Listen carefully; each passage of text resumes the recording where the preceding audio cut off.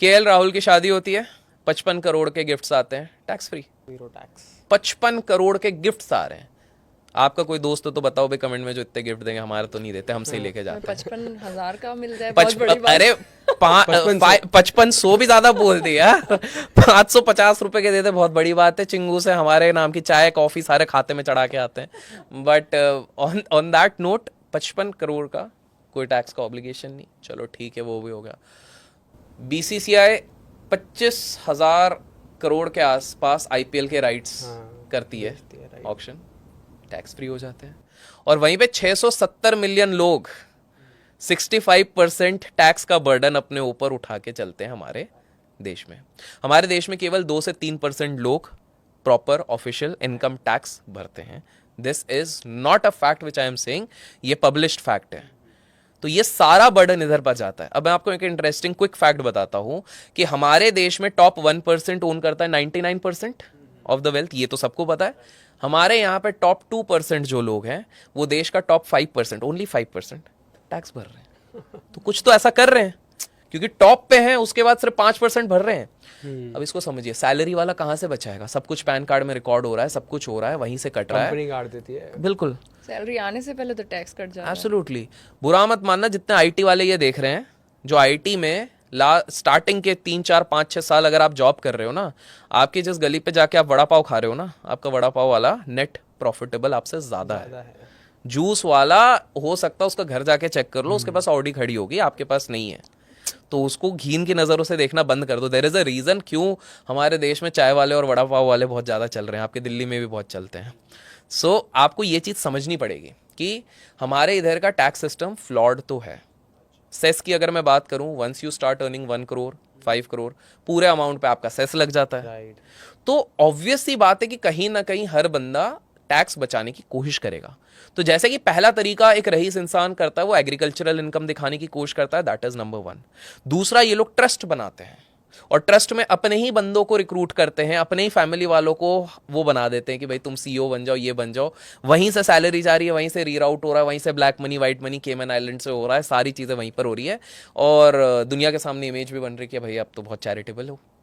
तो ये दूसरे है। काफ़ी बड़े बड़े संस्थाओं पे एलिगेशन लगे हैं कि भाई चैरिटी के नाम पे आप काले धन को सफ़ेद कर रहे हो, लेकिन उनके ऊपर कुछ नहीं हो सकता क्योंकि वो बड़े उद्योगपतियों का पॉलिटिशियंस के साथ उठना बैठना है। तो सेकंड तरीका तो वो हो गया। और तीसरा, जो एक बिजनेसमैन के पास पावर होता है, एक आम एम्प्लॉय के पास पावर नहीं होता, होता power of showing expenses. Right. एक बिजनेसमैन जो भी खर्चे कर रहा है फ्रॉम अ पर्सपेक्टिव कि ये मेरे को बिजनेस जनरेट कर सकता है, वो सब एक्सपेंस में चले जाता है, डिडक्शन। तो वो ये सोचता है कि यार अगर मैं एग्जाम्पल 100 रुपए कमा रहा हूँ, 100 रुपए में से लेट्स से बिजनेसमैन को 30% 30 रुपए देने ही है गवर्नमेंट को, तो वो ये सोचता है ये 30 रुपए जब देने ही है तो मैं क्यों ना 100 रुपए में से 50 रुपए खुद खर्च कर लूँ, बचेगा 50 रुपए, उसका 30% मतलब 15 रुपए दूंगा, क्योंकि वैसे भी उसको वो यूज तो करना ही है, खाना पीना रहना घूमना फिरना, वो ऐसे करता है। So these are the 3 ways जिससे कि बिजनेसमैन अपने टैक्सेस बचा रहे हैं। इंडिया में रिचेस्ट फैमिलीज एक्चुअली में है कौन सी? सो ऑब्वियसली वन, जिनकी बहुत शादी अभी चले जा रही है, 2050 तक चलती रहेगी शायद। सो एक तो है अंबानीज, नो डाउट।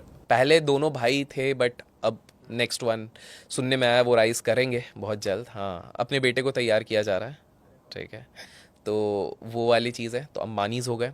देन अगर आप देखोगे तो पूना वाला ग्रुप जो है, that is also very big. अब लोग कमेंट्स में बताएंगे पूना वाला ग्रुप के अंदर क्या क्या आता है, आप शॉक हो जाओगे जब आप देखोगे कौन सी कंपनीज आती हैं, वो आ जाती हैं उसके अंदर। उनमें से कुछ के प्रोडक्ट्स हम यूज़ भी करते हैं, ठीक है। सो वो हो गई। Tatas, we can not deny, Tatas is a big conglomerate. चाहे आप टाटा पावर, टाटा मोटर्स, कितनी सारी चीज़ें उनके पास, टीसीएस, सारी चीज़ें हैं। मार्केट कैपिटलाइजेशन के बेसिस पे भी वो हैं।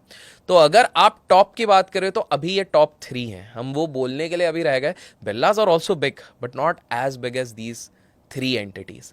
अच्छा, एक और इंटरेस्टिंग चीज़ है, हमारे देश की जो सबसे रिचेस्ट फैमिलीज़ हैं वो या तो गुजराती या तो पारसीज़ हैं। हाँ, वेरी ट्रू। यस, गुजराती का तो मैंने भी देखा है, और मतलब पारसीज। सारे अमीर तो गुजराती हैं। टॉप 5 आप जाके फैमिलीज चेक करो। मैं आपकी जनता का जीके चेक करता हूँ कितने लोगों को टॉप 5 फैमिलीज दिखती हैं, क्योंकि आसानी से गूगल पे मिलेगा नहीं, थोड़ा सा रिसर्च करेंगे तो शायद मिल जाए। Top 5 families Gujaratis and Parsis also. हम पारसीज को सोचते हैं ना कि माइनॉरिटी होके आए, क्या ही कर लिया, बहुत कुछ कर लिया उनने। टॉप 5 में अगर आ रहे हैं almost I guess 3 Gujarati families हैं एंड 2 पारसी फैमिलीज हैं, तो मेजोरिटी यही लेके चले गई हैं। एंड वेल्थ डिस्पैरिटी की अगर बात करें तो भारत की जो टॉप 5 रिचेस्ट फैमिलीज हैं, they own more than the rest 25 families all together. So ये डिस्पैरिटी आप देखो, डिस्पैरिटी देखने का सबसे सिंपल तरीका है इंडिया के रिचेस्ट लिस्ट जाके देखो, टॉप 5 को देखो और बाकी फिर सबको ऐड करो। बिलियंस में जो डिफरेंस दिखेंगे आपको खुद शॉकिंग लगेगा कि यार ये तो क्या हो गया, 5 लोग तो एक पूरा एक कंट्री बना देंगे और बाकी लोग मिल के जितना वो कर पा रहे हैं। तो that is the biggest disparity.